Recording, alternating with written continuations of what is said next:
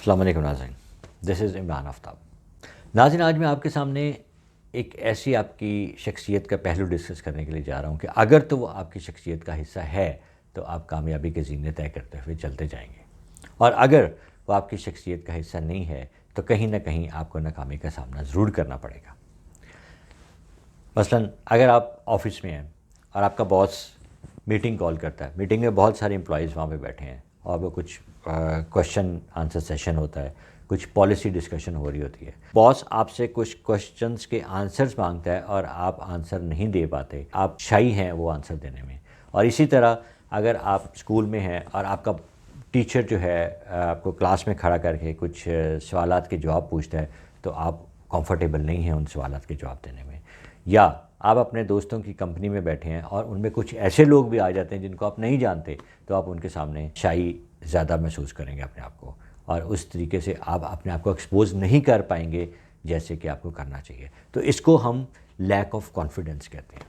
Lack of confidence जो है वो आपके अंदर बहुत सारी नेगेटिविटीज़ पैदा करता है। तो अगर आप बॉस के सामने सही तरीके से एक्सपोज नहीं कर पाते, स्कूल के अंदर अपने टीचर के सामने अपने आप को सही तरीके से एक्सपोज नहीं कर पाते, दोस्तों में अपने आप को, अपनी पर्सनैलिटी को एक्सपोज नहीं कर पाते, तो आपको सोसाइटी के अंदर, स्कूल में, ऑफिस में ना तो नोटिस किया जाएगा, और अगर ऑफिस का मामला हो तो ना आपको प्रमोशन मिलेगी और ना आपको रिकॉग्निशन मिलेगी। तो लैक ऑफ कॉन्फिडेंस को हम कम कर सकते हैं, ये एक स्किल है और हम इसको लर्न कर सकते हैं। तो अब आप इन एरियाज़ ऑफ कम्युनिकेशन के अंदर अपनी अगर प्रोडक्टिविटी को बढ़ाना चाह रहे हैं और अगर आप कॉन्फिडेंस इन्हांस करना चाह रहे हैं तो आपको मैं 7 टिप्स दूंगा। अगर आप इन 7 टिप्स को यूज़ करते हैं और इन टिप्स के ऊपर अमल दरामद करते हैं, और जस्ट आई अश्योर यू कि with in 2 to 3 weeks you will start changing, you will feel a change in your personality, in your character or in your communication as well. तो सबसे पहली टिप है स्टॉप थिंकिंग अबाउट सेल्फ। जब हम किसी से बात कर रहे होते हैं, फ़र्ज़ करें हम अपने बॉस से बात कर रहे हैं, तो हम ये अजूम कर रहे होते हैं कि शायद वो एक ड्रैगन है और हम उससे बात कर रहे हैं, वो हमें खा जाएगा, जबकि ऐसा नहीं है। और हम बात करते हुए हमेशा अपने ज़हन में ये चीज़ लेके बैठे होते हैं कि वो जो बात हम करने जा रहे हैं वो क्या सोचेगा, या वो हमारी पर्सनैलिटी के मतलब क्या सोच रहा है, या वो हमारे जो पॉइंट्स हैं या जो हम मैटर से डिस्कस करने के लिए जा रहे हैं उसके ऊपर वो क्या रिस्पॉन्स करेगा। लिहाजा वो तमाम चीज़ें जो हमारे सबकॉन्शियस में होती हैं, वो खौफ, वो फियर, वो हमें क्लैरिटी नहीं देने देता। अगर हम कॉन्शियस लेवल पे ये चीज़ें सोचना बंद कर दें कि वो क्या सोचेगा, वो क्या करेगा, वो क्या कहेगा, तो उसकी बजाय हम ये करें कि हमने अपनी चीज़ को कैसे क्लैरिटी से वाज़े करना है, तो वो ज़्यादा बेहतर होगा। तो इस तरीके से जब हमारा कॉन्शियस और अनकॉन्शियस, मतलब जो हम सोच रहे हैं और सोचें भी वही जो हम कहना चाह रहे हैं, और आपके सबकॉन्शियस में जो मैटर्स है वो भी वैसे ही बाहर आए, तो अगर इसमें कॉन्शियस और अनकॉन्शियसनेस में हार्मनी होगी तो आपकी बात ज़्यादा क्लैरिटी और ज़्यादा कन्विक्शन से सामने आएगी। तो लिहाजा ये एक पॉइंट है कि अपने मतलब सोचना छोड़ें और सोचें ये कि आपने जो बात कर रहे हैं वो उसमें कितनी कन्विक्शन है, या दूसरा बंदा उससे कैसे तासुर रहता है, दूसरा बंदे पे उस पर क्या इंप्रेशन है, ना कि इस चीज़ पे कि आप अपने मतलब सोचते रहें और एक फ़ियर, दूसरे का फ़ियर, अनसेड किस्म का दूसरे का फ़ियर क्रिएट हो जाता है, जो कि आपके कॉन्फिडेंस में कमी का बायस बनता है। अब है टिप नंबर 2, द पॉस्चर। अगर आपका पॉस्चर इस तरह हो, नीचे आपने झुके हुए हों, आपकी जो है वो शोल्डर भी नीचे हों, तो इस तरीके से जब भी आप काम करेंगे तो आपकी एनर्जी हमेशा ही लो रहेगी, आपके अंदर कभी भी कॉन्फिडेंस लेवल नहीं आ सकता। साइंटिफिक उसकी रीज़न ये है कि आपके अंदर जो है टेस्टोस्टेरोन लेवल भी लो हो जाएगा, जो है कॉर्टिसोल लेवल हाई हो जाएगा।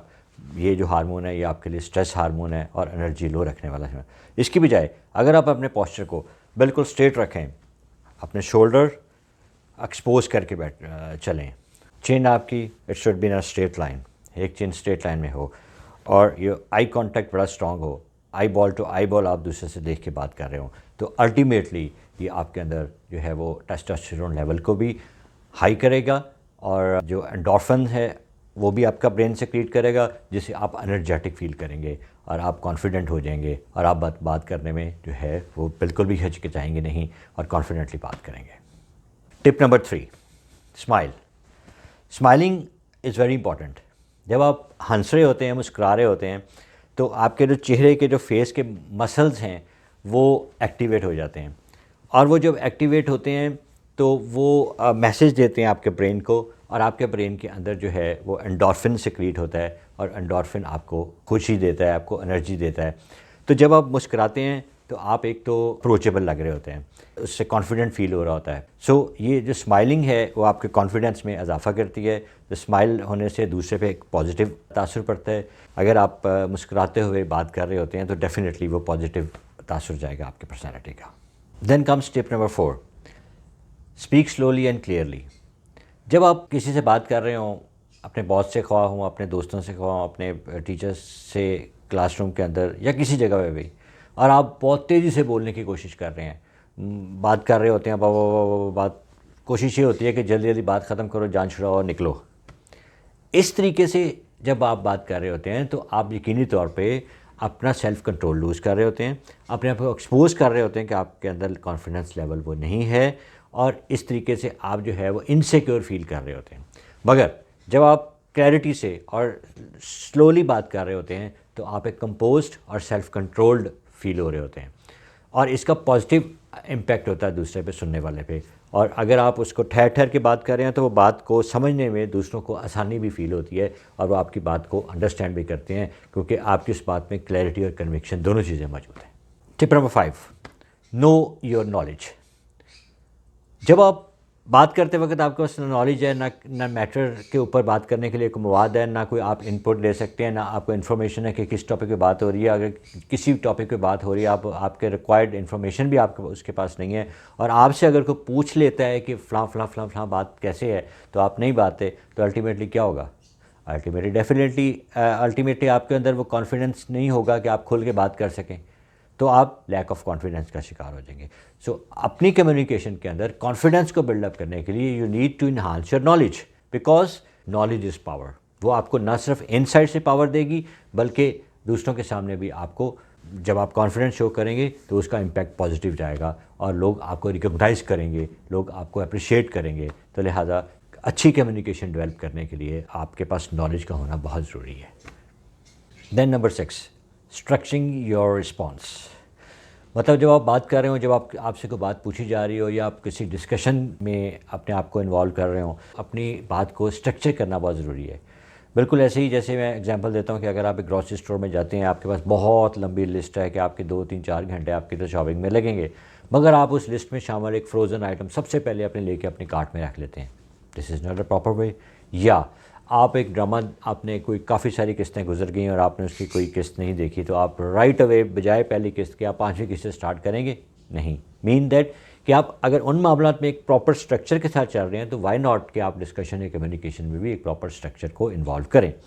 मतलब आपकी डिस्कशन के अंदर उस बात के ऊपर प्रॉपर आपका जो है स्टार्टिंग, आपका स्टार्टअप जो है, आपकी ओपनिंग जो है, आपकी जो सिचुएशन बताना चाह रहे हैं वो होनी चाहिए। उसके बाद आपका मिडल, या मतलब आपकी जो ऑब्जेक्टिव है वो क्या हो, और आपका क्लोजिंग या रैप अप जो आप करना चाह रहे हैं स्टेटमेंट को, वो कैसे है। फॉर एग्जांपल, अगर एक सेल्समैन जो है और वो बता रहा है अपने बॉस को कि उसने मार्केट का विज़िट किया, वो कैसे कैसे कैसे तमाम मराहल से गुजरा, तो फर्स्ट ऑफ़ ऑल वो बताएगा कि मैं फ़लाँ डिस्ट्रीब्यूटर के पास गया, मैंने वहाँ पे जो हमारी प्रोडक्ट है वो उसकी जो रिस्पांस कस्टमर की तरफ से और उस शॉपकीपर की तरफ से जो वो क्या था उसको नज़र आया, वो उसकी एक ओपनिंग हो गई। उसके बाद उसका ऑब्जेक्टिव क्या है कि वो जो उसमें फ्लॉस नज़र आए उसको, उसकी सेल कम अगर है, या उसके अंदर कोई और प्राइस का इशू है, या क्वालिटी का इशू है, तो उसके ऊपर वो अपने एक फ़ीडबैक देगा, अपनी एक जो है वो पॉलिसी मरतब करेगा। देन आप रैप अप या उसकी एंडिंग क्या करेंगे कि आप उसके अगेंस्ट उन चीज़ों के ऊपर आपने एक्शन क्या लिया, उन चीज़ों पे आपने एक्शन लेते हुए और उसके रिज़ल्ट्स कैसे आप चाह रहे हैं कि वो सामने आएँ, और देन अगर आपने एक्शन ले लिया तो उसके रिज़ल्ट क्या थे। So this is the way how we can structure our response. कोई क्वेश्चन के अगेंस्ट जब भी कोई क्वेश्चन किया जाता है, आप फौरी मेंटली तौर पे उसको स्ट्रक्चराइज करें और उसको 3 पैराओं के अंदर अपनी बात को कन्वे करें। जब आप इस तरीके से कन्वे करेंगे तो आप एक कंपोज नज़र आएंगे, आपकी बात के अंदर एक स्ट्रेंथ नज़र आएगी, और सुनने वाले को आपकी बात समझने में आसानी पैदा होगी। Number 7, be assertive not negative. मतलब जब भी बात करें वसूख के साथ का बात करें, जब भी बात करें एक प्रॉपर मैनरिज्म से बात करें।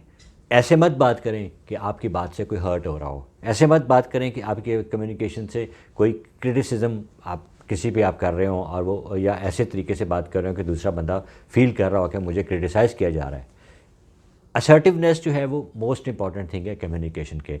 और जब आप असर्टिवनेस को डेवलप करते हैं अपने अंदर और मैनरिज्म से बात कर रहे होते हैं, तो आप रिलेशनशिप बिल्ड कर रहे होते हैं। और एक गुड रिलेशनशिप जो है वो भी आपके अंदर एक कॉन्फिडेंस पैदा करते हैं, क्योंकि जब आपका अच्छा एक रिलेशनशिप बिल्डअप हो चुका होगा तो नेक्स्ट टाइम जब भी आपसे बात होगी, जब भी आपसे कोई बात की जाएगी, खो आपका बॉस है या आपका टीचर है, तो वो उस लेवल पे आपके बात करेगा कि आपको फील होगा कि he is very close to me, और वो रिलेशनशिप बिल्डअप हो जाए। तो रिलेशनशिप बिल्डिंग के अंदर ये भी चीज़ बहुत ज़रूरी है कि आप असर्टिव हों और आप जो है वो कंपोज्ड और कॉम्पैक्ट हों। तो अगर आप इन तमाम पॉइंट्स पे अमल पैरा रहेंगे और इन तमाम पॉइंट्स को मुकम्मल तौर पे ग्रिप करेंगे, तो आई एश्योर यू कि you will be the successful person in future. तो इसलिए आपके अंदर जो है वो एक वैल्यू भी पैदा होगी, you will be more confident and you will be more knowledgeable. तो वो तमाम आपके शख्सियत जो है कंपोज्ड पर्सनैलिटी बन जाएंगे आप, और जिसका एक तासुर असर आपकी जॉब प्लेस पे भी होगा, आपके दोस्तों में भी होगा, आपके टीचर्स पे भी होगा, and then you will be ultimately successful. So this is the way कि आप अपने लैक ऑफ कॉन्फिडेंस को कैसे कम कर सकते हैं और कॉन्फिडेंस को कैसे बढ़ा सकते हैं। Thank you very much.